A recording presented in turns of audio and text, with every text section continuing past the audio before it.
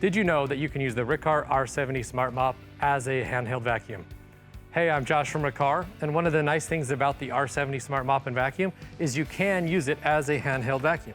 So I'm gonna go ahead here and kind of show you how that works. What you wanna do, this button right here, we press it, it's gonna release the main vacuum unit. I'm just gonna set this off to the side for us. Now we have a handheld vacuum cleaner. There's actually 3 different modes on this. The on-off switch is the same. It's gonna default to the auto setting when I turn it on.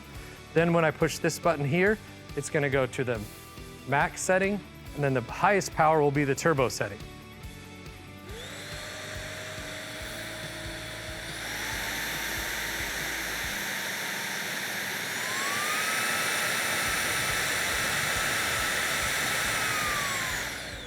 So there's 3 different power settings that you can use the handheld vacuum in. Also, you can use the LED crevice tool on any of those modes, as well as the dusting brush in any of those modes. Really nice to have the versatility of the Riccar R70 Smart Mop and Vacuum, where you can use it as a mop or a handheld unit. Happy vacuuming.